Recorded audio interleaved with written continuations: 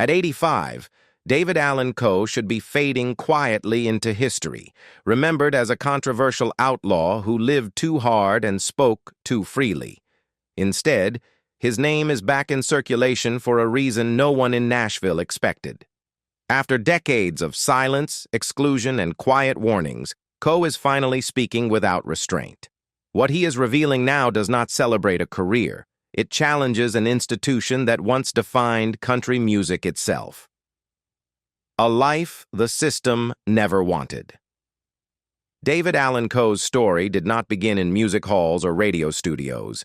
It began in Akron, Ohio, where he was born on September 6, 1939, into a life that unraveled almost immediately. By the age of 9, he had already been sent to reform school, not because he was guided there, but because he was unwanted. His father remarried, and his stepmother made a choice that would shape the rest of his life. She kept his sister and turned him over to the courts.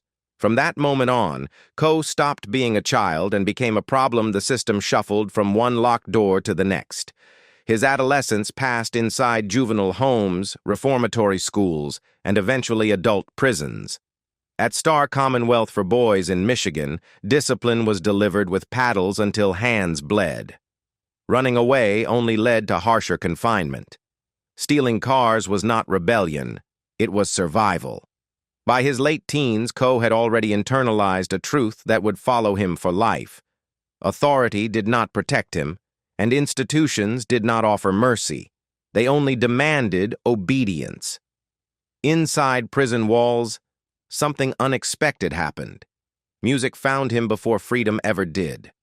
Fellow inmates noticed his voice long before anyone in Nashville ever would. He sang to survive, to stay sane, to carve identity where numbers replaced names. He began writing songs behind bars, lyrics shaped by confinement, anger, and despair rather than polish or commercial ambition. Later, Coe would call this his prison gospel, a body of work born from concrete floors and locked cells, not studio perfection. Over the years, Coe made claims about his incarceration that would later be disputed, including time spent on death row after killing an inmate who attempted to assault him. Whether every detail of that story holds up under scrutiny is still debated, but the broader truth is undeniable. Prison forged him into someone Nashville would never know how to handle. When he was finally released in the late 60s, he did not emerge rehabilitated or grateful. He emerged suspicious, hardened, and permanently allergic to control. He carried more than a criminal record when he walked free. He carried a notebook full of songs, a voice shaped by suffering, and a deep resentment toward systems that claimed moral authority while discarding people like him. This was not the beginning of a redemption arc. It was the beginning of a collision. Because when David Allan Coe finally turned toward music, he did not come asking to belong. He came ready to expose how exclusion really worked. Nashville did not invite him, so he moved in anyway. When David Allan Coe arrived in Nashville in the late 60s, he did not come with a manager, a record deal, or a plan to be accepted. He came with a guitar, a criminal past, and a defiance that made industry people uneasy the moment they met him. While aspiring singers lined up politely outside offices on Music Row, Coe parked a hearse outside the Ryman Auditorium and lived out of it. The message was not subtle. He was not asking for entry. He was daring them to look away. At first, they did. Nashville had seen drifters before, and Coe looked like one more problem waiting to happen. But he refused to disappear. He busked on street corners, sang wherever anyone would listen, and walked the alleys of Music Row like he belonged there. His songs did not sound like anything country radio was playing. They were darker, more personal, and uncomfortable in ways the industry avoided. Eventually, his words forced attention. That attention turned serious when his songwriting broke through before his own voice ever did. Would You Lay With Me in a Field of Stone became a massive hit when recorded by Tanya Tucker, climbing straight to the top of the charts. Overnight, the industry had to reckon with the fact that one of the most intimate and successful songs in country music came from a man they did not know how to market. Instead of opening doors, that success made executives nervous. What they saw terrified them. Coe was tattooed, long-haired, unpredictable, and openly hostile to polish. While artists like Waylon Jennings and Willie Nelson were being framed as rebellious but still manageable, Coe was already operating outside the system entirely. His early records, beginning with Penitentiary Blues, sounded raw and confrontational, shaped by incarceration rather than tradition. These were not songs built for radio comfort. They were confessions set to music. Yet audiences responded immediately. Bikers, ex-cons, misfits, and people who never saw themselves reflected in Nashville's clean image filled his shows. They were not buying a character. They were recognizing one. Coe was not singing about outlaw life from a distance. He had lived it, and he did not soften it for approval. The door that never opened. For most country artists, the grand old Opry represented legitimacy. It was not just a stage, but a gatekeeper, an unspoken signal that Nashville had decided you belonged. For David Allan Coe, that gate never even cracked open. Across more than 6 decades of touring, recording, and songwriting, he was never invited to stand on that stage. Not once, not as a guest, not for a tribute, not even for a single song.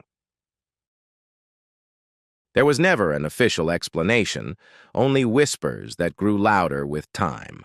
Some blamed his prison record, others pointed to his image, his language, or the controversies that followed him through every phase of his career. The Confederate flag imagery that later surrounded his work was often cited as proof that he was simply too radioactive for the institution. But people who worked inside Nashville's machinery tell a more complicated story. One that suggests Coe was not merely excluded, but deliberately erased. By the late 70s, Coe's independence had become a direct threat. He had proven that an artist could sell records, pack venues, and build a loyal following without radio favors or institutional blessing. According to former associates, a private meeting took place behind the scenes involving Coe and a powerful figure connected to Opry management. Accounts describe raised voices, shattered glass, and a final warning that ended the conversation for good. Coe was told he would never set foot on that stage as long as certain people remained in charge. The names were never made public, but the consequence was immediate and lasting. After that moment, the silence hardened into policy. His name stopped appearing in internal conversations. Booking agents quietly backed out of deals without explanation. Award nominations that seemed inevitable never materialized. Radio stations reduced or eliminated airplay, even as his songs continued to resonate with audiences. Documentaries celebrating the outlaw movement highlighted his peers while skipping over the man who had pushed the boundaries furthest. The pattern was subtle enough to deny, but consistent enough to feel intentional. Coe watched as artists he influenced were welcomed into the Opry family, inducted, honored, and preserved as part of the official narrative. He remained outside, treated not as a pioneer, but as an inconvenience best left unmentioned. It was not rejection in public, it was disappearance in private, the evidence he never intended to use. By the time David Allan Coe entered his 70s, most people assumed the story was finished. Nashville had moved on, the grand old Opry remained silent, and Coe existed in the margins, touring, recording independently, and carrying his grudges quietly. To the outside world, it looked like defeat or resignation. But that reading missed something crucial. Coe was not done. He was waiting. For decades, he had hinted that he knew things the industry would never want public. He spoke carefully, never naming names, never offering details that could be challenged outright. Friends recalled him mentioning letters, recordings, contracts, and conversations he had kept just in case. Many dismissed it as mythology, the kind of exaggeration that follows outlaw figures late in life. But Coe was not known for forgetting slights, and he was not careless with leverage. What few people understood was that Coe had learned long ago how power actually worked. Prison had taught him that institutions protect themselves first. Nashville reinforced that lesson. When he realized he was being erased rather than confronted, he stopped fighting publicly and started documenting privately. Every threat, every broken promise, every suspicious conversation went into storage. He did not challenge the system head-on, because he knew how easily a man like him could be dismissed. As the years passed, Coe watched the industry celebrate figures he believed carried darker secrets than his own. He stayed quiet through inductions, tributes, and anniversary specials that rewrote history without him. Silence became strategy. He had survived reform schools, penitentiaries, bankruptcy, and blacklisting. Waiting cost him nothing. Then, in early 2025, everything changed. A private podcast recording surfaced, never intended for release, featuring Coe speaking calmly and deliberately for nearly 2 hours. There was no ranting, no theatrical anger. He spoke like a man reading a ledger. He named executives who had quietly blocked him. He referenced a handwritten letter from a former Opry board member apologizing for participating in a blacklist tied to a broken deal years earlier. He described voice messages from industry figures warning him to stay quiet or risk consequences. Most disturbing were the events he said he witnessed in the late 70s, backstage encounters he described as corrupt and sickening, involving power, money, and exploitation. He admitted he never went to authorities, believing it would end his career permanently or worse. Instead, he told a small number of people and kept what he could as protection. One of those confidants, he noted, later died under circumstances that still trouble him. The leak that shook Nashville. The interview was never meant to leave the room. It was recorded quietly on David Allan Coe's Tennessee property, without press releases or media coordination, just Coe, a journalist he trusted, and a small crew. What began as a reflective conversation quickly turned into something far more dangerous. As the hours passed, Coe stopped circling the past and began opening it. He did not raise his voice. He did not dramatize. He spoke slowly, deliberately, like a man who had rehearsed the truth in his head for decades. Near the end of the session, Coe leaned forward and said the words that would ignite everything. He explained that his absence from the Opry was not about talent, controversy, or image.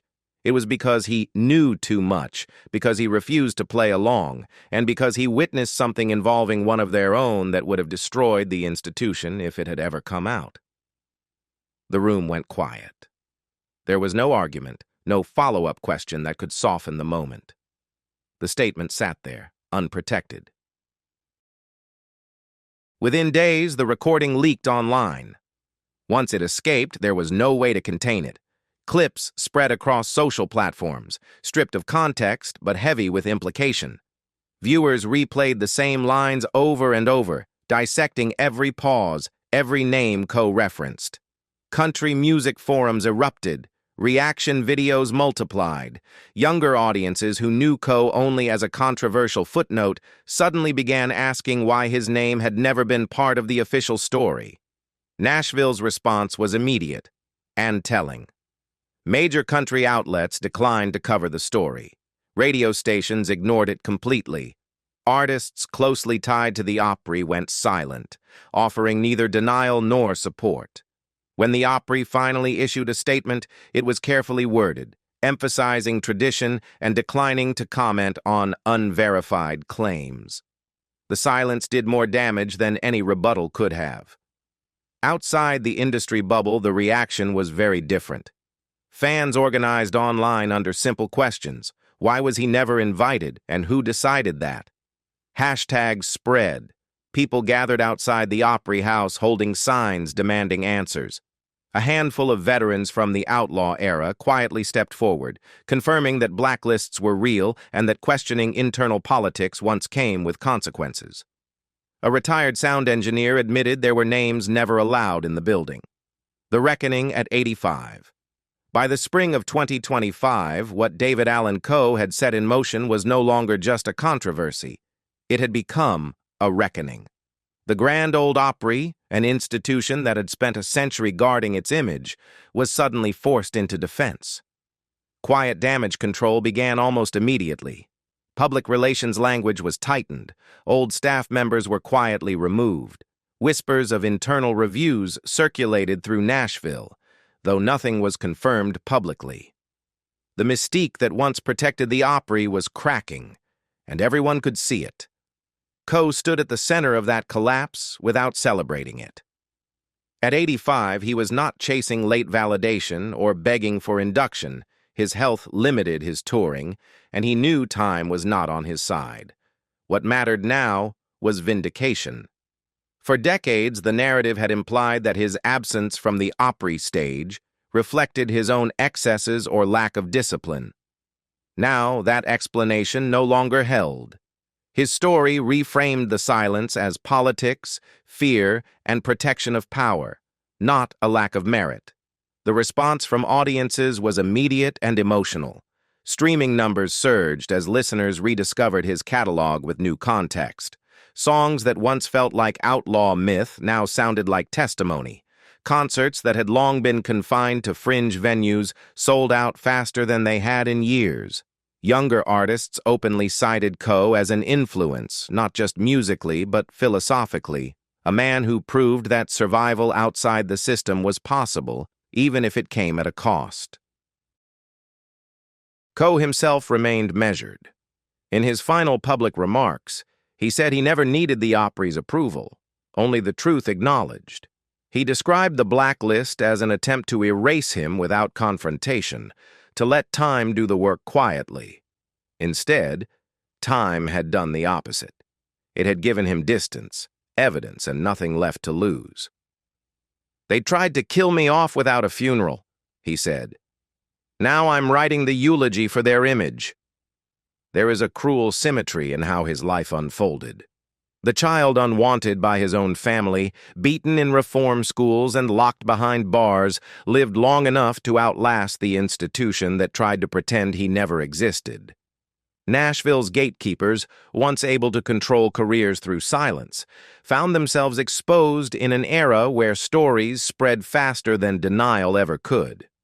From his porch in Tennessee, surrounded by guitars, notebooks, and decades of scars, Coe no longer needed a stage to be heard. Do you believe the Grand Ole Opry should finally acknowledge David Allan Coe after everything that has come to light, or has he already won by exposing them? Share your thoughts in the comments, and don't forget to subscribe for more stories like this.